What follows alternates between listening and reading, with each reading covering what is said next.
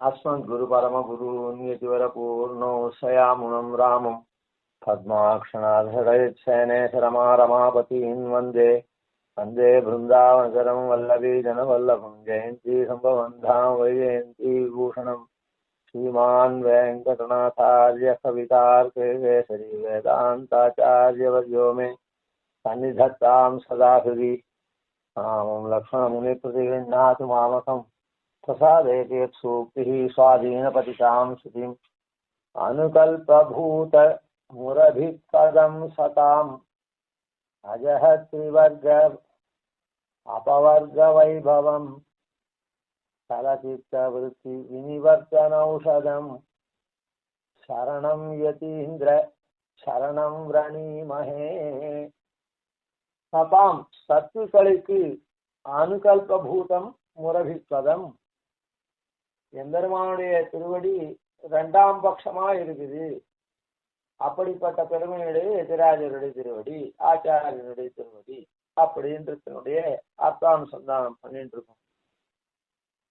அதனால இப்போ அதுல என்ன இதுவரையில் பார்த்தோம் அப்படின்னு சொன்னா, ஆச்சாரியனுடைய அனுகிரகம் உயர்ந்தது. அவர் தான் பயனன்னாயிலும் பாங்கல்லராயிலும் செயல் நன்னாக திருத்தி பண்ணி கொள்றவர். எம்பெருமான் லீலாரசத்தை அனுபவிக்கிறதுனா சரி, தப்பு பண்ணா பண்ணிட்டு போறான், அப்ப லீலாரசத்துக்கு ஆளாரான், நித்தி ஊத்தி வரட்டா போட்டோம் அப்புறம் பார்த்துக்கலாம் அதை அப்படின்னு இருக்கக்கூடியவன் ஒன்று பார்த்தோம். ஆச்சாரியன் எம்பெருமானுக்கும் உபகாரம் பண்றான், சேஷமாகிற நம்ம சமர்ப்பிக்கிறான், நமக்கும் சேஷியா இருக்கிற எம்பெருமானை காண்பிச்சு அவனுடைய கைங்கரியத்தை பெரும்படி பண்றார் ரெண்டு பேருக்கும். ஆனா எம்பெருமான் ஆச்சாரியனுக்கு சேஷியதான், சேஷனா இருக்கக்கூடிய சிஷ்யனா இருக்கக்கூடிய நம்ம தான் இல்லை, நமக்கு ஆச்சாரியனை காட்சி கொடுக்குறான். அந்த ஒரு காரியத்தை தான் அவன் உபகாரம் பண்றானே தவிர ஆச்சாரியனுக்கு ஒன்றும் அவன் உபகாரம் பண்றதில்லை. அப்படியே நம்ம ஜீவனை காட்சி கொடுத்தா கூட எப்ப ஆச்சாரியன்னு சொன்னா சிஷ்யன்னு மொத்தம் இருக்கணும், அது சாமானிய சமாச்சாரம். அது அது அது அதனால அது உபகாரம் இல்லை. ஈஸ்வரன்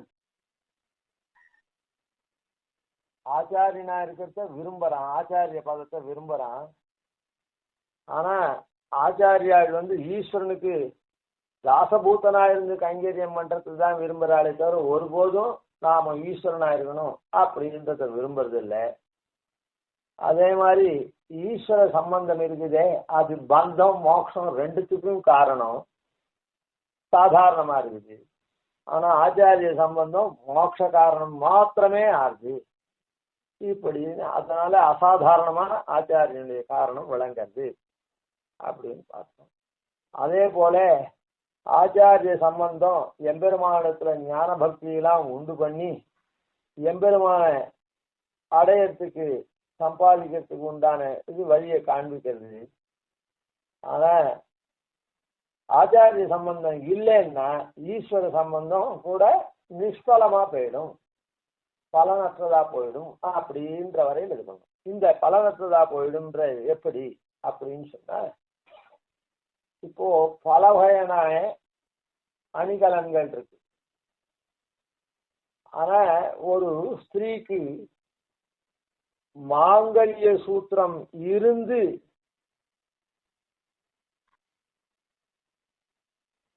இந்த பூஷணங்கள்லாம் இருந்ததுன்னா ஏற்றம்,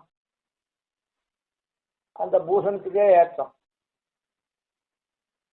அதனால ஒரு ஸ்திரீக்கான பூஷணங்கள்லாம் இல்லைன்னா கூட மாங்கல்ய சூத்திரத்தினாலேயே அவளுக்கு ஏற்றம் இருக்கும். அந்த மாங்கல்ய சூத்திரத்தோட கூட அந்த பூஷணங்கள் இருந்தா பூஷணங்களுக்கு இன்னும் ஏற்றம். ஆனா மாங்கல்ய சூத்திரம் வினா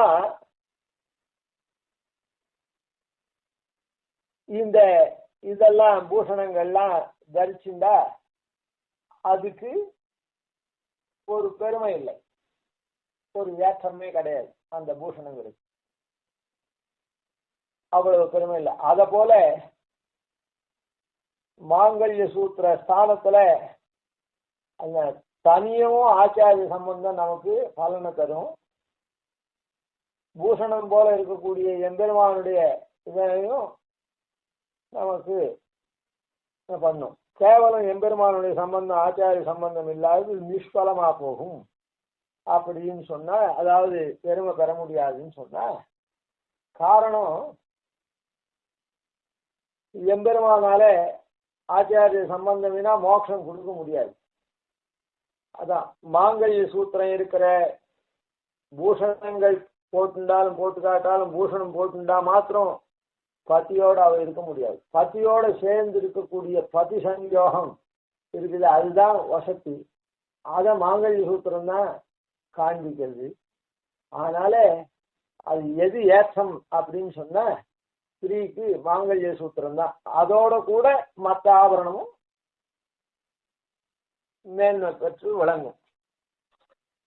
அத போல ஆச்சாரிய சம்பந்தம் இருந்தா எம்பெருமானுடைய, அதாவது நமக்கெல்லாம் பூஷணாதிகள்லாம் இல்லைன்னா கூட மாங்கல்ய சூத்திரம் போல இருக்கக்கூடிய எம்பெருமானுடைய திருவடி கிடைக்கும். அதனால நாம என்னைக்கும் அவனை விட்டு பிரியாத பத்னியாகப்பட்டவர்கள் எப்படி பத்தி பாராட்டியார்களோ அது மாதிரி நாம எப்பவும் இருக்கும். ஆனா ஈஸ்வர கிருபை மாத்திரம் இருந்ததுன்னு வச்சுப்போம், ஆச்சாரியனுடைய கிருபை இல்லாத, அப்போ மாங்கல்ய சூத்திரம் இல்லாதவ நிறைய ஆபரணங்களை அணிஞ்சாக்கா அது எப்படி ஏற்றம் பெறாது. இங்க வேணா பகட்டா இருக்க முடியுமே தவிர அந்த பகவத்தை பத்தி பாரதந்திரையா பகவத் கைங்கரிய பறையா ஒரு நாளும் நாம் ஆக முடியாது. அத போல அவ பத்தியோட மற்ற பூஷணங்கள்லாம் போட்டுட்டு பத்தியோட சேர்ந்தவளா இருந்து அவளுக்கு ஒரு ஏத்தம் வராது. அது போலதான் இந்த ஆச்சாரியன் தான் எம்பெருமானுடைய சம்பந்தம். ஆச்சாரிய சம்பந்தம் இப்படிப்பட்டது. அதே மாதிரி ஜலத்துல இருக்குதே, ஜலத்துல இருக்கிற தாமரையை தான் சூரியன் அலற்றும். ஜலத்துல இல்லாத தாமரையை சூரியன் ஒரு காலம் அலத்தாது, இதுதான் பண்ணும். என்னது உலக்கதான் உலக்கும் தாமரையை. அதுபோல ஆச்சாரியனோட ஆச்சாரிய சம்பந்தம் பெற்ற அந்த கிருபையில இருக்கக்கூடிய ஜீவனை தான் எம்பெருமான் திருவடி தாமரை ஏத்துக்கும். அப்படி இல்லாதது அந்த திருவடி தாமரைக்கே போக முடியாது.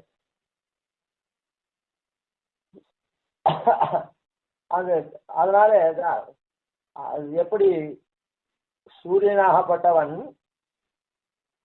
ஜலத்தில் இருக்கிற தாமரை தான் அலற்றுவான், அதுபோல ஆச்சாரிய சம்பந்தமாகிற நீர்மையை பெற்றவனைத்தான் எம்பெருமான் பரமவியோம பாஸ்கரஹா அப்படின்னா சொல்லக்கூடிய அந்த சூரியன் அவனுக்கு இது பண்ணி கைங்கரியத்தை அளிப்பான். அலற்றுவன், அலற்றுவன்னா அதான் மலர வைப்பான், கைங்கரியத்தில் அவன் கொடுப்பான், விகசிக்க வைப்பான். இல்லைன்னா தன்னுடைய கைங்கரியத்தை கொடுத்து விகசிக்கவே செய்ய மாட்டான். கைங்கரியம் இல்லாத நஷ்டமா தான் இவனை ஆக்குவான். அதாவது நாராயணன் என்ன பண்ணுவான், ஆச்சாரிய சம்பந்தம் உள்ளவாளுக்கு அந்த புத்திய விகாசம் பண்ணுவான். அதே ஆச்சாரிய சம்பந்தம் இல்லாதவாளுக்கு அந்த புத்தியை விகாசிக்கவே பண்ண மாட்டான். அதாவது எவ்வளவு புத்தி வேணாலும் கொடுக்குறான், சுமையான கல்விகள்ன்ற ரீதியில அந்த ஞானத்தெல்லாம் கொடுத்து இவனை நிறைய சம்பாதனம் பண்ணக்கூடியவன் சம்பாதிக்கக்கூடியவனா. ஆனா தன்னுடைய திருவடி அடையக்கூடியதான அந்த உயர்ந்த செல்வத்தை அடையக்கூடிய ஞானத்தை ஒருபோதும் கொடுக்க மாட்டான். பகவத் சம்பந்தம் அனாதியா இருக்குது.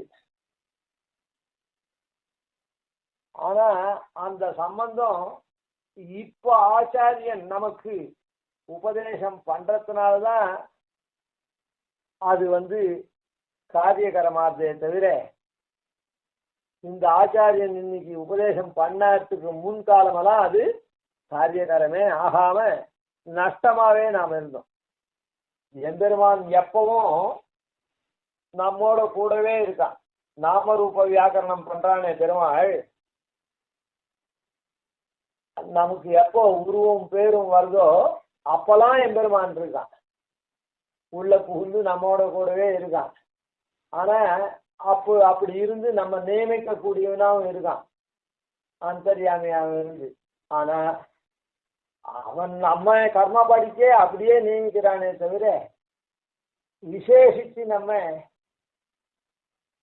திருத்தி நியமிக்கிறதே இல்லை அவன் திருவடியை பற்றும்படி.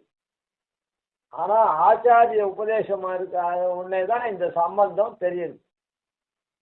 அந்த எம்பெருமானுடைய சம்பந்தத்தை அவர் நன்கு உணர பண்ணி வைக்கிறார். உணர பண்ணி வச்சா அந்த சம்பந்தத்தை கொண்டாடும் வகையில அதை பண்றோம். இந்த இடத்துல ஒரு விஷயத்தை நாம கூர்ந்து கொஞ்சம் கவனிக்கணும் ஆழமா. ஆச்சாரிய உபதேசத்தினாலதான், ஆச்சாரிய உபதேசத்துக்கு அப்புறம்தான் எம்பெருமானுடைய சம்பந்தம் காரியகரமா இருக்கு. காரியகரமா இருக்கு அப்படின்னு சொன்னா என்ன அர்த்தம்னா, அந்த சம்பந்தத்தை தெரிஞ்சுட்டு நாம அதன்படி நடக்கிறோம். அதுக்கு முன்ன எம்பெருமான் நம்ம இடத்துல உள்ள இருந்துன்னு தான் இருக்கான். ஆனா அந்த சம்பந்தத்தை அவன் நமக்கு தெரிவிக்கிறதே இல்லை. இப்படி வச்சுக்கோங்களேன், சுலபமா சொல்லணும்னா, அவன் உன்னை கொண்டு என்னுள் வைத்தேன்னு ஆழ்வார் சொல்ற, அவர் வச்சேன்னு சொல்ற, அப்படி வேண்டாம். அதான் அதை வச்சுப்போம். ஆனா அது எம்பெருமானான மாதிரி இருக்கான். அவன் நம்ம உள்ள எப்பவும் இருக்கான். ஆனா என்னையும் உன்னிலிட்டேன் அப்படின்றது, இந்த உன்னை கொண்டு என்னுள் வைத்தேன்னு சொல்றாரு, அவன் உள்ள இருக்கிறத தெரிஞ்சுக்கிறது தான் உன்னை கொண்டு என்னுள் வைத்தேன். உன்னை கொண்டு என்னுள் வைத்தேன் அப்படின்றது அது நாம பண்ணல, ஏற்கனவே இருக்குது. அது இப்பதான் தெரியுது. புரியுதா? ஒரு வாரமா கரண்ட் எரியல, லைன் வரல, ஆனா எல்லாம் இருக்குது. எங்கேயோ ஃபீஸ் போயிட்டு வச்சுப்போம். இப்பதான் அந்த கரண்ட் இருக்கிறது தெரியுது. கரண்ட் இருக்கிறது தெரியுதுன்னா என்ன அர்த்தம்? இத்தனை நாளா ஒரு வாரமா இருளும் இருந்தது, என்ன கனெக்ஷனே இல்லை போல இருக்குது.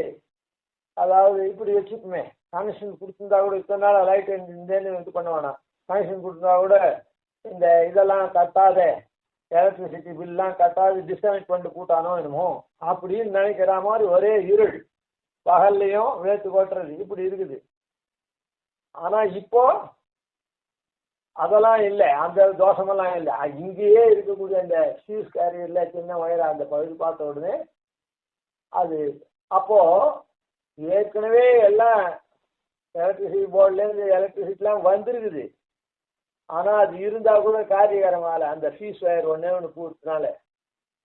அந்த மாதிரி ஆச்சாரியன் என்ன பண்றான், நமக்குள்ள இருக்கிற பெருமாள் உள்ளுக்குள்ள சம்பந்தியா இருக்கான், எப்பவும் இருக்கான்றத இன்னைக்கு தெரியும். உடனே நம்ம அந்த ஃபீஸ் வயரை சரி பண்ணிட்டோம்னா மொத்தம் ஃபுல்லா நல்லா மின்மயமா இருக்குது எல்லாம். அதுபோல அது ஆச்சாரியன் காமிக்கிறதுனால உன்னை கொண்டு என்னுள் வைத்தேன்ற அனுசந்தானம் இன்னைக்கு வருது.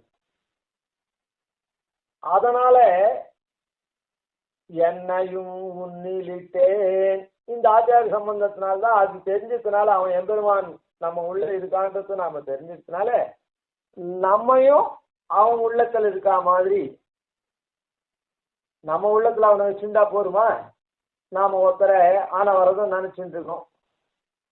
ஆனா அவர் இவன் ஒன்றும் பிரயோஜனம் இல்லை, வெறும கூழ கும்பிடு போடுறான், எல்லாருக்கும் மத்தியில நாம தான் வசதியா நம்ம கீழே அவன் இருக்கா மாதிரி காமிச்சுக்கிறானே தவிர மொத்தம் உள்ள என்ன சரியே கிடையாது அப்படின்னு அவர் மனசுல இவனை சரியா வைக்கலன்னு என்ன காரியகரமாகும்? புரியல? அதனால என்னையும் உன்னிலிட்டேன் அப்படின்னு பண்ணக்கூடிய வியாபாரத்தையும், இந்த அவன் நம்ம இடத்துல இருக்கிறதையும் தெரிஞ்சுக்கிறோம், நம்மையும் அவன் இடத்துல வைக்கிறோம்.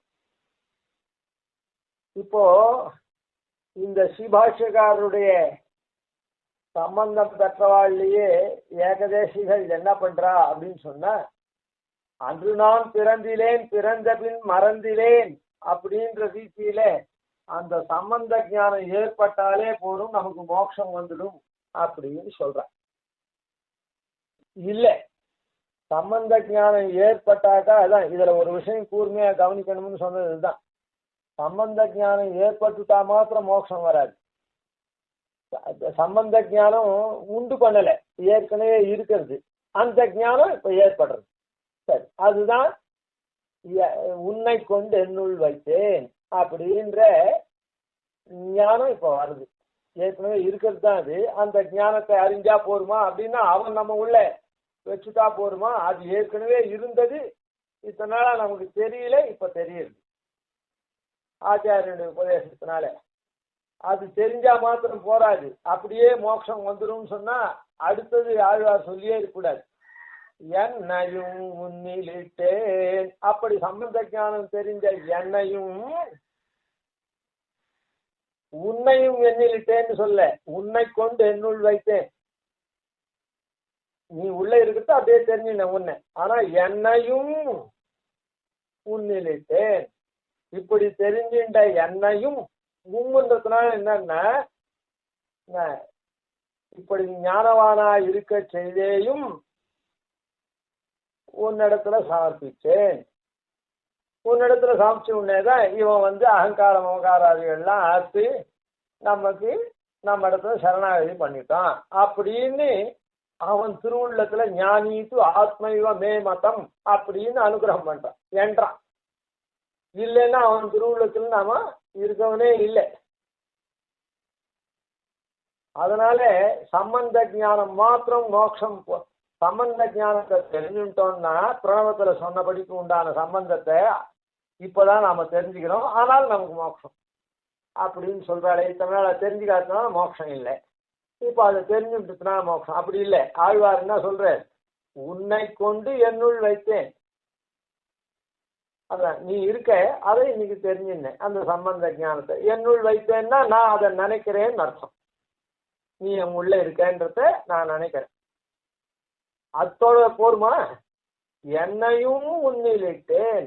அதனால இப்படி காரியகரமானது ஆச்சாரிய உபதேசத்தினால. அதனால இதுல இருந்து என்ன தெரிஞ்சுக்கணும்னா, ஆச்சாரிய உபதேசத்தினால அவனுக்கும் நமக்கும் சம்பந்தம் இருக்குதே, அந்த சம்பந்தம் அவன் நம்ம உள்ள இருக்கானே, உள்ள இருந்து நம்ம ஆட்டி படைக்கிறானே, அந்த சம்பந்தத்தை நாம அவன் சொல்றபடிதான் நாம பண்ணிட்டு இருக்கோம். அவனுடைய பரதந்திரனா இருக்கும், பராதீனனா இருக்கும் அப்படின்றத தெரிஞ்சுட்டேன்.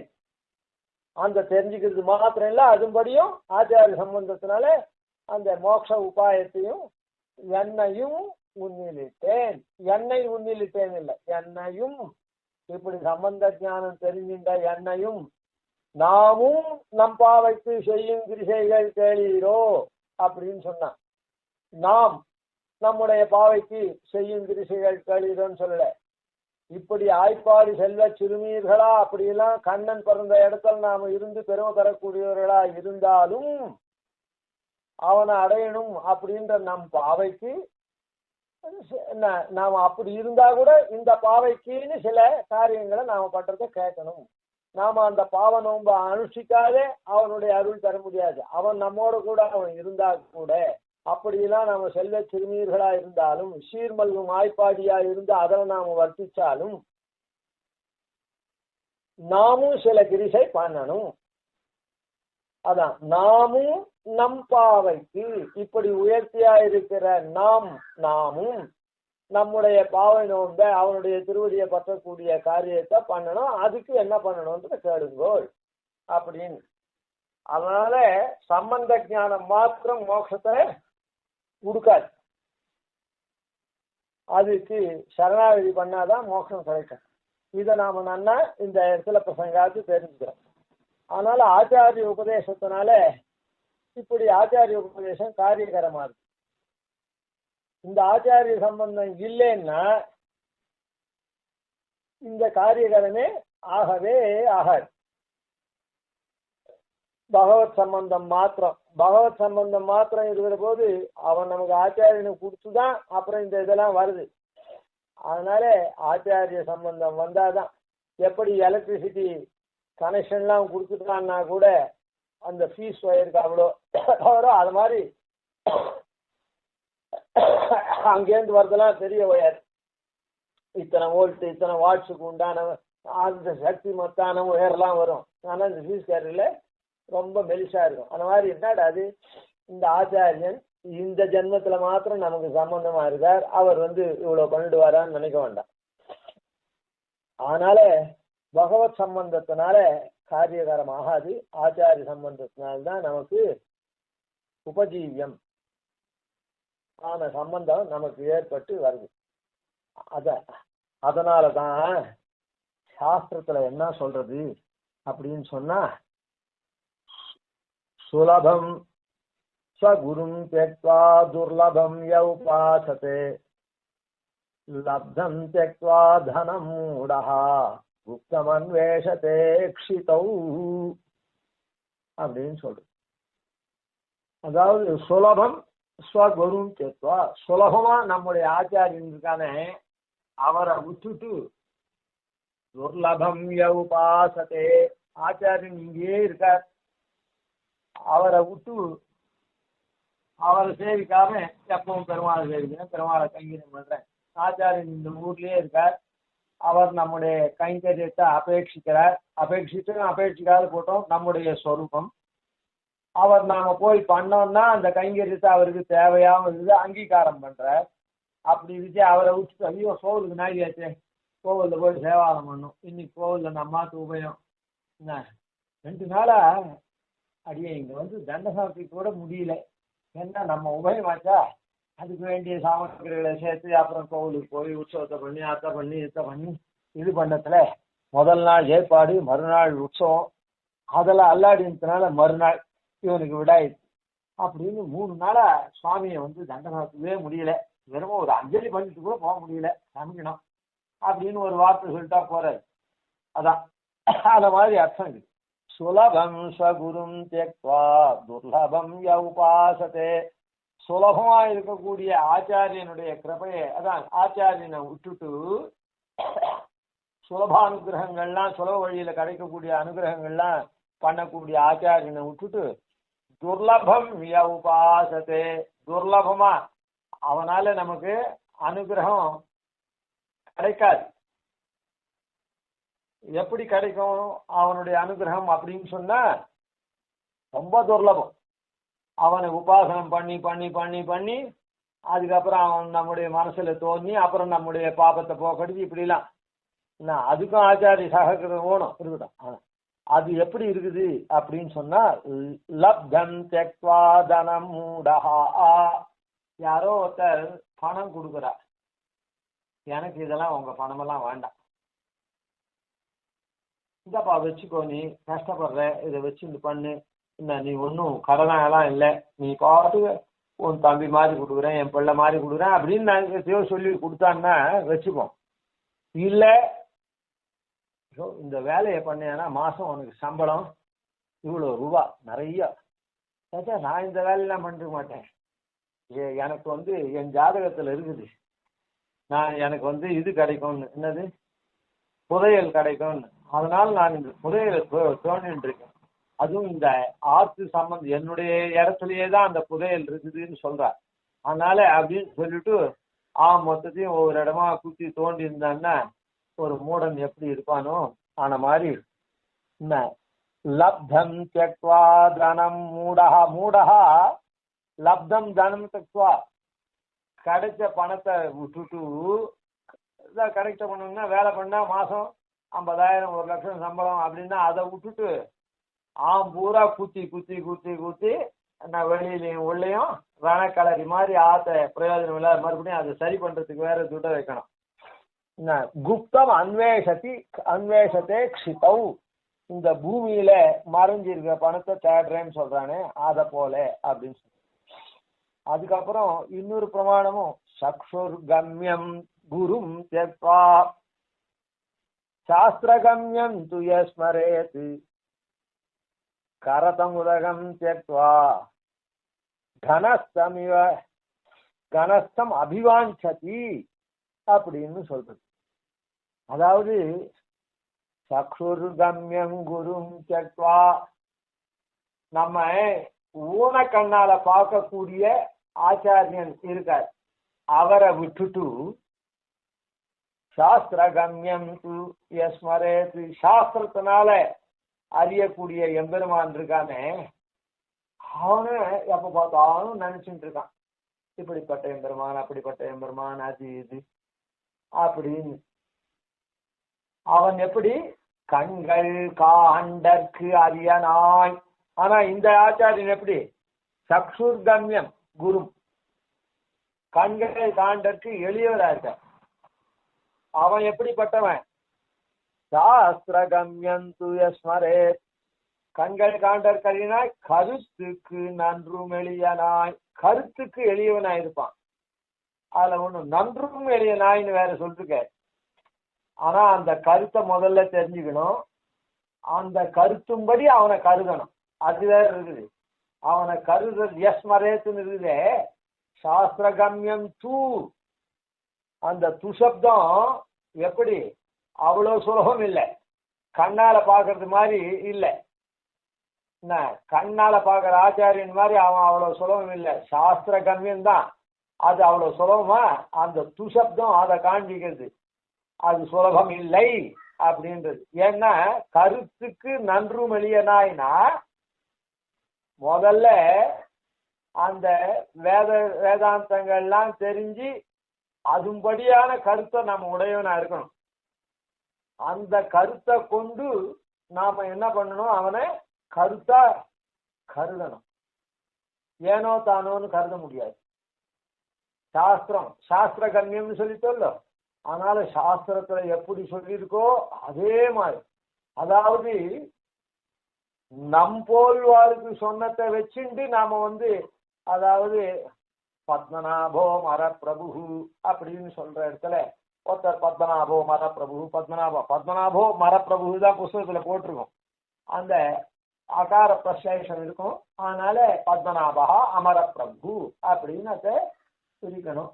ஒரு சாஸ்திரம் தெரிஞ்ச, இந்த சாஸ்திரம் தெரியாதவன் வியாக்கரண சாஸ்திரம் தெரியாதவன் பத்மநாபோ மரப்பிரபு, பத்மநாபோ மரப்பிரபு, பத்மநாபனுக்கு அர்த்தம் தெரிஞ்சிட்டு மரப்பிரபு அர்த்தம் தெரிஞ்சிட்டு மரத்துக்கெல்லாம் பிரபுவா இருக்கான் அப்படின்னு அவன் நினைச்சுன்னு அவன் பாட்டுக்கு சொல்லிட்டு இருக்கான். இந்த வையாக்கரணர் ஒருத்தர் பார்த்துட்டு என்ன தப்பா சொல்லிட்டு இருக்கே, என்ன சாஸ்திரம் சொல்ற, பத்மநாபோ அமரப்பிரபுன்னு சொல்லு அப்படின்னு. அமர்நாடுக்கெல்லாம் தேவதைகளுக்கெல்லாம் அவன் பிரபுன்னு அங்க சொல்லியிருக்குது, மரத்துக்கு பிரபுவா அவன் தப்பா சொல்ற அப்படின்னு சொல்லிட்டு ஒரு கதை சொல்லுவான். அப்புறம் ராத்திரி அவனுடைய சொப்பனத்துல அந்த வையாகரணர் சொப்பனத்துல பெருமாள் சொன்னாராம், இல்ல அவனுக்கு ஞானம் இல்லை, ஏதோ அவனோட ஞானத்தை கொண்டு என்ன மர பிரபுன்னு சொன்னான். ஏன் நான் மரத்துக்கு பிரபு இல்லையா? நீ சொல்லக்கூடிய வியாகரண படிக்கு அமரனுக்கு மாத்திரம்தான் நான் பிரபுவா? அவன் சொல்ற மரத்துக்கு பிரபுன்னு சொல்றது நான் கிடையாதா? அது நீ அப்படின்னு சொல்லி அவனை நீ இது பண்ணி ஒன்றும் தெரியலேன்னு சொல்லிட்டு மரத்துக்கு நான் பிரபுவா இல்லையா அப்படின்னு கேட்டானா. அதான் சொல்றேன், கருத்துக்கு நன்றும் எளியனாய் அப்படின்னு சொன்னா அந்த கருத்துப்படி கருதணும். இப்போ வியாக்கரண கருத்துப்படி இவர் அமர போகும்னு என்ன ரைட்டு தான். ஆனா எதிராளி சொல்லச்ச அவன் ஒரு கருத்து வச்சுட்டு இருக்கான் அவனுடைய ஞானத்துக்கு தகுந்த மாதிரி. அது தப்பா இருந்ததுன்னா பரவாயில்ல, இல்லை அதுவும் அந்த கருத்தும் ஒத்து வருது போயிடுத்து. அதனால பெருமாளே இவனை சிக்ஷிக்கிறான் அப்படின்னு அந்த கதையிலேருந்து என்ன தெரியுதுன்னா, கருத்துக்கு நன்றும் எளியனாய் அப்படின்னு சொன்னா அமர பிரபு கருத்துக்கு எளியன் இல்லை, நன்றும் எளியனாய். அதாவது மரப்பிரபுன்னு சொன்னானே அந்த கருத்துக்கு ரொம்ப ரொம்ப ரொம்ப எளியவனா இருக்கான், நன்னா எளியவனா இருக்கான் பெருமான். அவன் சொன்னத்தை கொண்டு அப்படியே உகந்து, அவன் சொன்னத்தை உகந்தான் அப்படின்றது எப்படி தெரியுது அப்படின்னு சொன்னா அவனுடைய கருத்துக்கு அவன் சரியா அந்த அந்த அந்த பதத்துக்கு அர்த்தத்தை அவன் சரியா கண்டுபிடிச்சுட்டான் அவனுக்கு தெரிஞ்ச வழியில. அது தப்பு இல்லை. அதனால நன்றும் எளியனாய் அது பொதுவுல வியாசர் தொகுத்த சஹஸ்ரநாமத்துக்கு விரோதமா இருந்தா கூட அதான் விரோதம் இல்லை. வியாச தொகுத்த பாவத்தை காண்பிக்கலன்னா கூட, ஆனா அது ஒரு கருத்துக்கு எளியதா, நன்றும் எளியதா இருக்கு. இந்த மாதிரி எல்லாம் கருதணும். இல்லைன்னா அவன் நமக்கு வரையான். அதனால்தான் சாஸ்திரகம்யம் தூ, சாஸ்திரகம்யம் கஷ்டமா இருக்கக்கூடிய சாஸ்திர கம்யம் இருக்குதே, சாஸ்திரத்தினால அறிஞ்சிக்கிறதுன்னு, அதுபடி ஒருத்தன் யா ஸ்மரே, அவன் எப்படிப்பட்டவன் அப்படின்னா, கரஸ்தமுதகம் தெத்வா, கரஸ்தமுதகம் தெத்வா, கையில் இருக்கிற தீர்த்தத்தை விட்டுட்டு, கனஸ்தம் அபிவாஞ்சதி, மேகம் ரொம்ப தானம் எடுக்கிறது அப்படின்னு சொம்புல தீர்த்தம் கொஞ்சம் வச்சுட்டு இருக்கான். அந்த தீர்த்தத்தை சாப்பிடாத மேகம் மழை பொழியும் போல இருக்குது. நல்ல இருண்டு கரண்டு வந்துருக்குது மேகம். மழை பெய்யச்சு அப்படியே அந்த குளிர்ந்த தீர்த்தத்தை அப்படியே குடிச்சு சாப்பிடணும். வாயை திறந்து அது அப்படியே சாதக பட்சி உன்ன அப்படியே அதுக்கு நெஞ்சில ஓட்டை இருக்குமா, அதனால அது நீர் அப்படி பருக முடியாது. அப்படி போச்சுன்னா அந்த ஓட்டை வழியா வந்துடும். அதனால மழையை அப்படியே எதிர்பார்த்துட்டு, மழை ரேஸ் மாதிரி தானே விழுறது. அதனால இப்போ நாம கூட என்ன பண்றோம், சிலதெல்லாம் நாக்குல படாத மருந்து எல்லாம் கசந்ததுன்னா அப்படியே அந்த வாயத்துல உள் தொண்டையில போயிடுச்சுன்னா நாக்கு தானே ருச்சியை தெரியுது. நாக்கு கீழே, அதான் கழுத்துக்கு கீழே ருச்சி எல்லாம் தெரியுது தானே. அந்த நாக்கை தாண்டிச்சுனாலே அந்த பிரதேசத்துல இருந்து ருச்சி தெரியாது இருக்கிற மாதிரி அந்த ஜலம் நேரவே அப்படி உள்ள போயிடுற மாதிரி இந்த ஓட்டை இருக்கிற பகுதியில இல்லாத அப்படியே உள்ள போற மாதிரி பார்க்கணும். அந்த மாதிரி கனஸ்தம் அபிவாஞ்சி, அந்த மேகத்தினுடைய ஜலத்தை அப்படியே மிக்க விரும்பி இருக்கான். கையில ஜலம் இருக்குது, அந்த ஜலத்தை விட்டுட்டு மேக ஜலத்தை மழை போயிட்டு சாப்பிட்டா எப்படி ஆனந்தமா இருக்கு தெரியுமா அப்படின்னு ரொம்ப விரும்பி இருக்கான். அத போல அப்ப தாகம் அடங்குமா? எப்படி மழை பெஞ்சாதானே அப்புறம் இப்போ உடனே தாகத்தை போக்க அடிக்கிறதுக்கு உண்டான வசதி இருக்குது. கரஸ்தம் கையில ஸ்பஷ்டமா அவங்ககிட்ட இருக்குது உலகம் தீர்த்தம். அதை விட்டுட்டு கனஸ்தம் மேகத்தை அபிவாஞ்சதி, அது போல ஆச்சாரியனை விட்டுட்டு எம்பெருமான பண்றது இந்த மாதிரி செயல்களை ஒத்தது அப்படின்னு சாஸ்திரம் காண்பிச்சிருக்கு கீழ் சொன்ன காரணங்கள்னால. அதனால சத்துக்கள்லாம் என்ன பண்றா அப்படின்னு சொன்ன, அனுகல்பூத முரபிதி பதம். அதனால எம்பெருமான் என்ன பண்ணுவன்னா, நம்ம மேல மேல எப்படி ஸ்ரீமாலிகன் அவனோடு தோழமை கொள்ளவும் வல்லாய், சாமார் அவனை நீ எண்ணி சக்கரத்தால் தலை கொண்டாய். அவனை தோழமை கொண்டே அவன் தப்பு பண்ற மாதிரி விட்டுட்டு அந்த தப்புனால அவனை தண்டிக்கிறதுக்காக சக்கராயுதத்தை பிரயோஜனம் பண்றவன் எம்பெருமான். ஏன் அதை இந்த மாதிரி தப்பு பண்ண தோழமையாக தான் இருந்தா, நட்பா தானே, அவனோட நட்பு கொள்ள தேவை. அவனை திருத்தி பணி கொள்ளாம கொஞ்சம் மாறி போக தேவை. எனக்கு இவ்வளவு நண்பனா இருந்து நீ சகாவா இருந்து இந்த மாதிரி தப்பு பண்ணக்கூடாது, இது உனக்கும் அழகில்லை எனக்கும் அழகில்லை. அப்படி தோழமை கொள்ளவும் வல்லாய் அப்படின்னு நீ அவனோட தோழமை நீயே தானே கொண்டிருக்க. அப்போ அவனை திருத்த வேண்டிய இல்லை.